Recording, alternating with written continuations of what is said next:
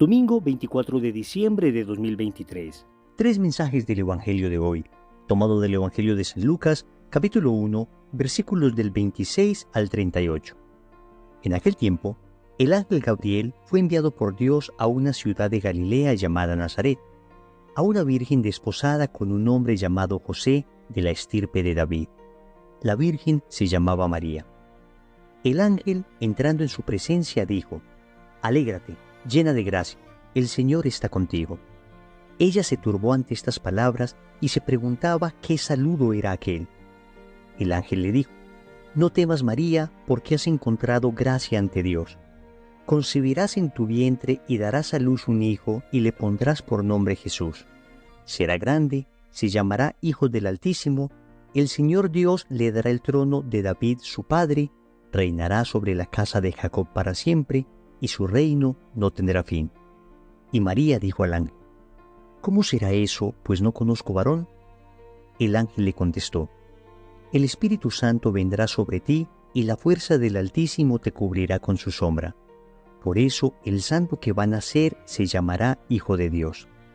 Ahí tienes a tu pariente Isabel, que a pesar de su vejez ha concebido un hijo, y ya está de 6 meses la que llamaban estéril, porque para Dios nada hay imposible». María contestó: «Aquí está la esclava del Señor, hágase en mí según tu palabra». Y el ángel la dejó. Palabra del Señor. Gloria a ti, Señor Jesús. Querida familia, la liturgia nos presenta de nuevo el pasaje de la Anunciación. En efecto, hemos contemplado a la Santísima Virgen María a lo largo de este Adviento, que, esperando a su divino Hijo Jesús, esperando a aquel que había sido primero concebido en su corazón por la palabra, pero luego concebido en sus entrañas por el misterio de la Anunciación, estaba por venir. Y hoy la Anunciación nos recuerda esto. Vamos a recordar la meditación que hemos hecho de este pasaje. Primero, María es inmaculada. Segundo, María es virgen. Tercero, María es Madre de Dios. Vamos con el primer punto. María es inmaculada. Amigos, el Evangelio nos dice que el ángel entró en presencia de María y le dijo: «Alégrate, llena de gracia, el Señor está contigo». Esa expresión llena de gracia, que en griego se dice que haritomene, más bien debería traducir la que estuvo, la que está y la que estará llena de gracia. Significa un estado permanente en María. ¿Y qué es la gracia? Sino la vida de Dios en el alma. Entonces, cuando decimos que María es inmaculada en su concepción, cuando la Iglesia lo proclama en el dogma de esta manera, lo que nos está diciendo es que María Santísima jamás ha estado en poder del maligno, que Nuestra Señora jamás estuvo en poder del pecado, que ella siempre tuvo consigo la gracia de Dios.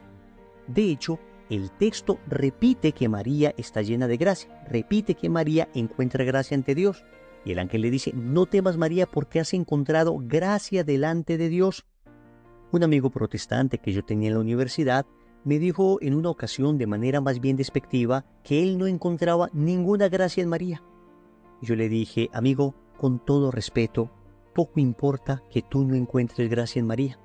Lo que realmente importa es que el autor mismo de la gracia, Dios, encontró gracia en ella». Y el ángel lo dice: «Has encontrado gracia ante Dios».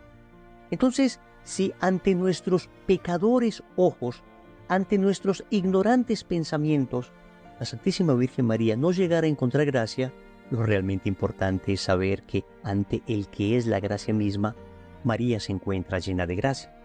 Es como si yo dibujase un cuadro y de repente viniese una persona que no tiene la menor idea del arte y me dice que no le gusta el cuadro. Pues la verdad es que poco importa que una persona que no conozca de arte no sepa admirar una obra. Pero si de repente viene Miguel Ángel, viene Leonardo da Vinci, viene Goya, viene algún gran pintor y admira la obra y dice que es una obra de arte, pues la verdad es que vale el juicio de aquel que es experto. Y en términos de gracia, Dios es el experto y es Dios el que ha encontrado gracia en María. ¿Y por qué ha encontrado gracia en María?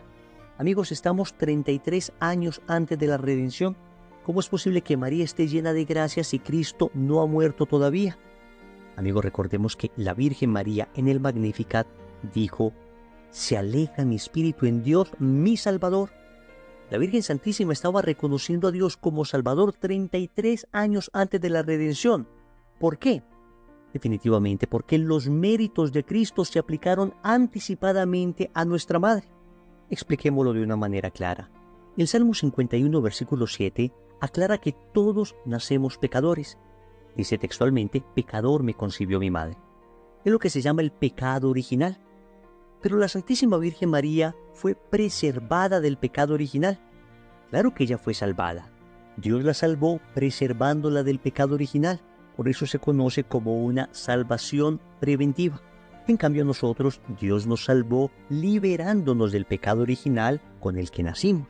Por eso se conoce como una salvación liberativa. Entonces la Santísima Virgen María sí fue salvada, pero de manera preventiva. Es semejante a una persona que va por un camino sin darse cuenta que adelante hay un hoyo. Hay dos maneras de salvar a esa persona: o evitar que caiga en el hoyo, o, si es que cayó en el hoyo, sacarlo de allí. Pues lo que Dios hizo con la Santísima Virgen María fue evitar, por los méritos de Cristo, de manera anticipada. Recordemos que Dios es el eterno presente y los méritos de Cristo no solo afectaron positivamente, digamos, a las personas a partir de Cristo hacia adelante, sino que Cristo es como una gran luz que se irradia hacia adelante y hacia atrás. La gracia de Cristo abarca a toda la historia de la humanidad. Entonces, la Santísima Virgen María, de manera preventiva, fue salvada del pecado. Y esto nos recuerda la importancia de la vida de la gracia. Cuando tú y yo nacemos, nos bautizan rápidamente, porque al momento de nacer estamos con el pecado original, pero en el momento en que somos bautizados, la gracia de Dios habita en nosotros. Esto de la gracia de Dios no es otra cosa que la vida de Dios en nuestra alma. La naturaleza de Dios se nos participa. Si pecamos mortalmente, perdemos esa gracia, pero la podemos volver a recuperar a través del sacramento de la reconciliación, y podemos acrecentar esa gracia con el ejercicio de las virtudes, especialmente de la caridad, con la oración, con la mortificación. Esa gracia hay que cuidarla como el más grande tesoro, al punto que un santo como Domingo Sabio decía: prefiero morir antes que pecar. Es decir, es más importante preservar la gracia incluso que preservar la vida. Y los mártires han estado dispuestos siempre a dar la vida antes que perder la gracia. Familia, si no estamos confesados, ¿qué estamos esperando? Y si lo estamos, si estamos viviendo en gracia, a cuidar ese estado como el más grande tesoro. Segundo, María es virgen. El Evangelio nos dice en un solo versículo 2 veces que María es virgen. Es el único versículo donde en 2 ocasiones se llama virgen a alguien. En toda la Biblia no hay otro versículo así. Dice el texto: en aquel tiempo el ángel Gabriel fue enviado por Dios a una ciudad de Galilea llamada Nazaret, a una virgen desposada con un hombre llamado José, de la estirpe de David. La virgen se llamaba María. Mire que el Evangelio quiere resaltar la virginidad de María. Y esto precisamente porque se está cumpliendo una profecía del Antiguo Testamento. En Isaías capítulo 7, versículo 14, el Señor profetizó que el Mesías nacería de una mujer virgen. Y así dice el profeta: el Señor pues les dará esta señal: la virgen está embarazada y da a luz un varón, a quien le pone el nombre de Emmanuel, es decir, Dios con nosotros. Hasta aquí el texto del profeta Isaías. Todo Israel sabía que el Mesías nacería de una mujer virgen, de manera que la virginidad de María era indispensable, porque era la señal para reconocer al Mesías. De manera que María debía permanecer virgen porque la señal debía ser evidente. Una señal se da para que sea visible. Y si Israel, según la profecía de Isaías, iba a reconocer al Mesías porque su madre era virgen, pues no tiene sentido que de repente la Virgen aparezca con 3, 4, 5, 7 hijos y que después la gente diga: a ver, este es el Mesías y la mamá es esta que llaman virgen con 7 hijos. Israel no podría reconocer al Mesías así. En cambio, si veían al Mesías y veían a su mamá, que no tenía más hijos porque en la cruz Jesús se la tuvo que dejar a su apóstol Juan, y hubiera sido una tremenda injusticia, hubiera sido un atropello de parte de Jesús, que si él tuviese más hermanos, si María tenía más hijos, hubiera sido, repito, un atropello que le hubiera dejado a su madre a un apóstol. Por consiguiente, María no tenía más hijos. Entonces, si esta era la señal, entonces María debía ser virgen antes del parto, en el parto y después del parto. Por eso, cuando el ángel le dijo a María que concebiría a un niño, la Virgen responde: ¿cómo será esto si no conozco varón? Es una respuesta bien extraña de la Virgen, y solo se entiende adecuadamente si afirmamos que la Virgen María había hecho ya un voto de virginidad. Noten que el ángel le dice que ella concebirá un niño. El texto nos dice que ella estaba prometida con José. Lo natural sería que ella pensara: si voy a concebir un hijo, lo voy a concebir de José. Pero María responde: no conozco varón, y responde en presente. Porque en realidad ella no está simplemente hablando de su situación actual. Ella está hablando de un estado habitual que ella había tomado la decisión de seguir. Les ilustro esto con un sencillo ejemplo. Supongamos que usted me dice a mí: Wilson, mañana vamos a ir a una dulcería donde te voy a invitar a comer chocolatinas. Y yo te respondo: ¿cómo puede ser esto si yo no como dulce? Tú estás entendiendo con esa expresión no que en este momento no estoy comiendo dulce, sino que mañana tampoco comeré dulce. Es decir, que mi estado habitual es el de no comer dulce. Pues esto fue lo que le respondió la Virgen al ángel: ¿cómo puede ser esto si yo no conozco varón? Le está diciendo al ángel: mi estado habitual es no conocer varón. Por eso muchos padres de la Iglesia ven en estas palabras de la Virgen María un voto de virginidad que ella había hecho.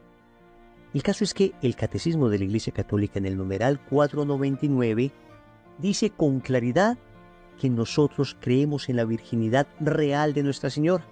Escucha: la profundización de la fe en la maternidad virginal ha llevado a la Iglesia a confesar la virginidad real y perpetua de María, incluso en el parto del Hijo de Dios hecho hombre.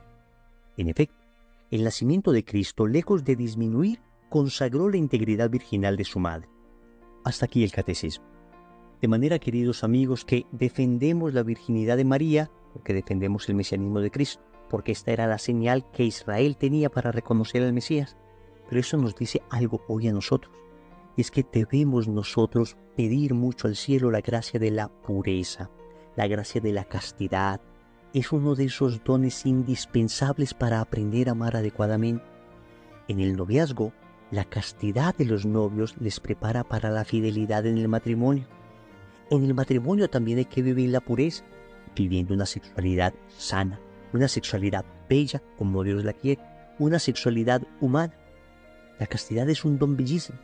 Ciertamente, en un mundo tan pansexualizado como el nuestro, no siempre es fácil guardarse puro. Pero amigos, aunque la pureza, la castidad, la limpieza interior sea un árbol de raíces amargas, les aseguro que es un árbol de dulcísimos frutos. El fruto de la castidad es precioso y vale la pena todo el esfuerzo, que siempre tiene ayuda de la gracia, siempre Dios ayuda en ese esfuerzo. Vale la pena todo ese esfuerzo para saborear el fruto del amor verdadero, producto de la castidad. Tercero, María es Madre de Dios. El ángel le dice a María: el Espíritu Santo vendrá sobre ti y la fuerza del Altísimo te cubrirá con su sombra. Por eso el santo que va a nacer se llamará Hijo de Dios. Amigos, el ángel le está diciendo a María: usted va a ser la madre del Hijo de Dios, es decir, de Dios mismo. Es el ángel el que llama a María Madre de Dios. El ángel no le dice: usted va a tener un hijo que es hijo de Dios, pero usted va a ser solamente madre de su parte humana. Es que no nos vamos a confundir. No es que una persona pueda ser madre solo de una parte de su hijo. La madre es madre de la persona completa. Y Cristo es persona divina. Por consiguiente, María es madre de Dios. Evidentemente, María no le dio la divinidad a Cristo. La divinidad precede a María. Sin embargo, María es madre de ese que es Dios. Les pongo también un sencillo ejemplo. Supongamos que Rosa es madre de Juan. Y supongamos que Juan es presidente. Podemos decir sin ningún temor a equivocarnos que Rosa es madre del presidente. Claro, Juan es presidente, luego Rosa es madre del presidente. ¿Rosa hizo presidente a su hijo? No. ¿Existía la presidencia antes de Rosa? Sí. Y sin embargo, nadie se asombra si digo Rosa es madre del presidente. Lo mismo pasa con María. María es madre de Jesús. Jesús es Dios. Luego, María es madre de Dios. No significa que María haya hecho a Dios, no significa que Dios no exista antes que María. Lo único que significa es que María, Nuestra Señora, dio carne al Verbo eterno del Padre. Con su sí, ese Verbo se encarnó y María es madre de la persona divina de Cristo. No es difícil de entenderlo, amigo. Basta tener fe y lógica. Pero María además es madre nuestra, porque si ella es madre de Cristo, que es la cabeza de la iglesia, también es madre del cuerpo. Nadie puede ser madre solo de una cabeza. Es madre también del cuerpo místico, que somos nosotros, la iglesia. Y por eso en Juan capítulo 19, versículos del 25 al 27, Jesús le dice a su apóstol: hijo, ahí tienes a tu madre. Y le dice a su madre: mujer, ahí tienes a tu hijo. Y el texto nos dice que desde aquel momento el discípulo se la llevó a su casa. Te quiero invitar para que te lleves a María a tu casa. Y eso se hace de una manera muy sencilla. Conságrate a su corazón inmaculado. Si no lo has hecho, busca cómo empezar el proceso de consagración. Y si ya lo has hecho, renueva esa consagración. También te invito para que el rosario sea el alimento familiar diario, a través del cual ustedes se llevan a María a vivir a su casa. Oremos. Amado Señor, hoy nos presentas a tu Madre Santísima, la Inmaculada Concepción, y nos muestra la importancia de vivir en gracia. Hasta hoy no entendía la profundidad y el valor de la vida de la gracia, pero gracias a tu Madre hoy lo puedo comprender y voy a cuidar por sobre todas las cosas el estado de gracia. También te agradezco porque esa Madre tuya es virgen antes del parto, en el parto y después del parto, y con ello me enseñas la importancia de la castidad. Qué don tan precioso, qué capacidad de amar nos da la castidad, pero solo no soy capaz de conquistarla. Necesito de tu gracia, necesito de la comunión diaria, necesito de la oración frecuente, necesito de la confesión para poder permanecer en pie de lucha y conquistar esa virtud preciosa, la virtud de la castidad. Finalmente te doy gracias porque me has dado una madre, porque no me has dejado huérfano, Señor, y hoy me entrego enteramente a su corazón. Señor, dame lo que me pides y pídeme lo que quieras. Amén. Recordemos entonces: primero, María es inmaculada. Segundo, María es virgen. Tercero, María es madre de Dios. Compromiso. Yo te invito para que hoy reces el Santo Rosario con toda tu familia. En el nombre del Padre, y del Hijo, y del Espíritu Santo. Amén.